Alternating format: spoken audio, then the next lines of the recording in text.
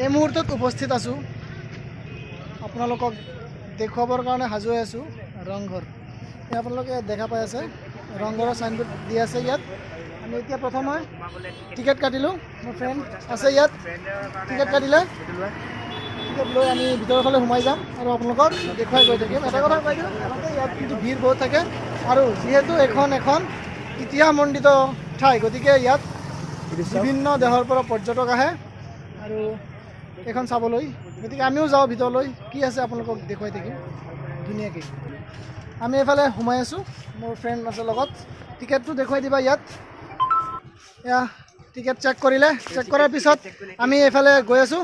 প্ৰথম অৱস্থাত আমি এইখন ঘৰৰ যি লোকেশ্যন, আচলতে ইয়াৰ এটা লোকেশ্যন দেখুওৱা হৈছে ইয়াত ধুনীয়াকৈ।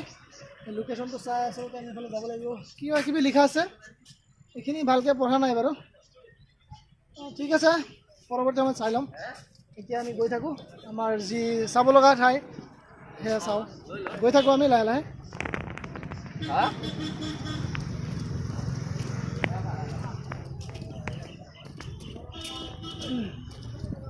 মোৰ ফ্ৰেণ্ড ৰোহিত দে গৈ আছে। বন্ধুসকল, এইখন আচলতে এখন ইতিহাস প্ৰসিদ্ধ জেগা, গতিকে ৰজা ৰুদ্ৰসিংহৰ দিনত সেইবিলাক বনোৱা আছিলে। ইয়াতো বহুতো ধৰণৰ স্থাপত্য ভাস্কৰ্যসমূহৰ নিদৰ্শন পোৱা যায়। ইয়াত হৰিণা দেখা পাইছে আৰু ইয়াত আচলতে বাহিৰৰ যি পৰিৱেশ, ইয়াত ভাল এটা ধুনীয়া মনোমোহা পৰিৱেশ আছে। এই গাৰ্ডেনবিলাক বহুত ভাল দেখাত আৰু বিশেষকৈ এইখন ঠাইত বিদেশৰ পৰাও অসমৰ তথা অসমৰ বাহিৰৰ, ভাৰতৰ বাহিৰৰো মানুহ মানে পৰ্যটক ইয়ালৈ আহে এইখন চাবৰ কাৰণে। আমি লাহে লাহে গৈ আছোঁ, ভিতৰত কি আছে আমি আপোনালোকক দেখুৱাবলৈ চেষ্টা কৰিম। বলক গৈ থাকোঁ। ইয়াত আহি আমি এটা ধুনীয়া গাৰ্ডেন পালোঁ, বহুত ভাল লাগিছে। আপোনালোকে দেখা পাইছে, এনেকুৱা লাগিছে এইখন গাৰ্ডেন একদম ভিতৰৰ ফালে সোমাই গ'ল ঘৰৰ। চাওঁচোন, আমি গৈ থাকোঁ, ভিতৰত কি আছে আপোনালোকক দেখুৱাবলৈ চেষ্টা কৰিম। বলক গৈ থাকোঁ।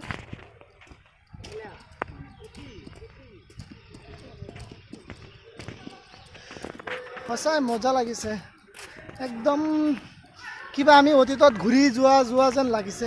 আমি ৰজাৰ ঘৰলৈ গৈ আছোঁ, মানে আমাৰ ৰজাৰ। চাওঁচোন কি আছে ভিতৰত, দেখুৱাই থাকিম।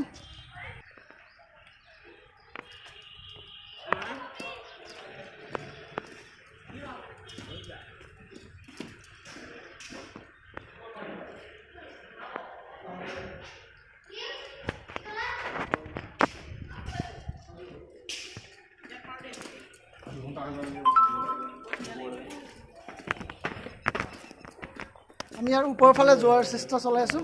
এইফালে আমি ইয়াত চিৰি আছে, এইফালে আমি ওপৰলৈ যাম আৰু কি আছে দেখুৱাই থাকিম, চাই থাকক। এইখিনি আমি চিৰি ওপৰলৈ যাম, এইফালে চাই থাকক। গৈ আছোঁ আমি বহুত ওপৰত আমি যাব লগা অৱস্থাত, গতিকে ভাগৰুৱা হৈছোঁ। চাবলৈ যি হেঁপাহ সেয়া বৰ আশ্চৰ্যজনক। আমি ওপৰত উঠি গ'লোঁ, ওপৰৰ দৃশ্যটো আপোনালোকে চাওক, ধুনীয়াকৈ দেখুৱাই দিছোঁ।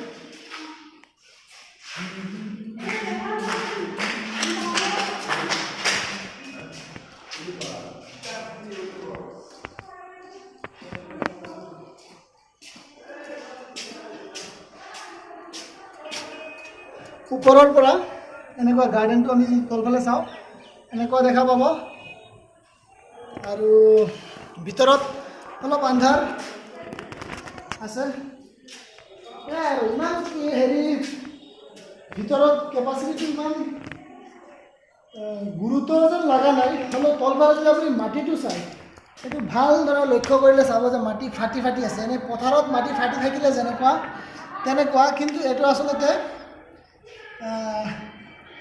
চাৰ্ট দিয়াৰ নিচিনা আৰু তথাপি এনেকুৱা ফাটি ফাটি গৈছে, মাটিৰ নিচিনা গৈছে, মাটিৰে বনোৱা হয়।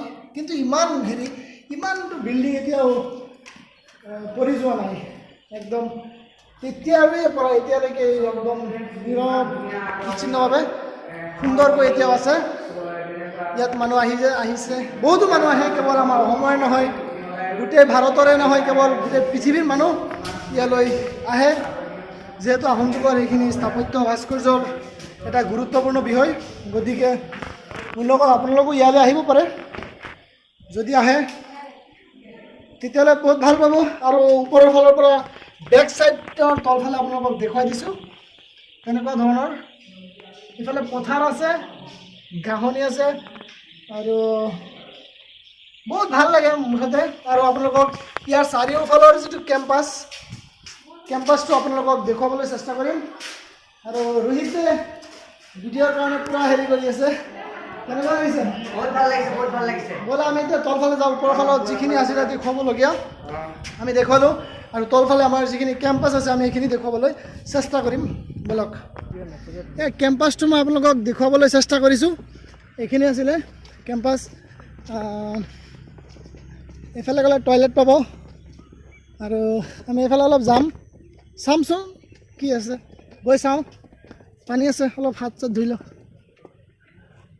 বেয়া আছে পানী নাই সেই তাহানিৰ যুগত বনোৱা এতিয়া ক'ত পাব পানী বিচাৰি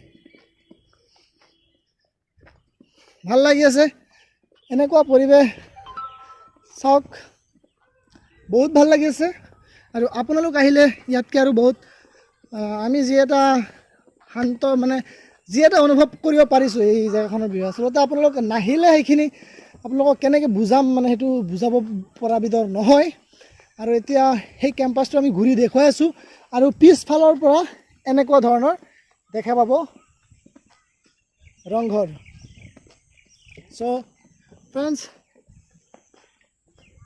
আপোনালোকক এইখিনি দেখুৱাবলৈ চেষ্টা কৰি আছোঁ কেম্পাছটো আমি ঘূৰিছোঁ আপোনালোকক দেখুৱাবৰ কাৰণে জাষ্ট ইয়াত এটা গাৰ্ডেন আছে আৰু এই গাৰ্ডেনটো আপোনালোকক দেখুৱাবলৈ চেষ্টা কৰিম এইখন গাৰ্ডেন আছিলে ইয়াত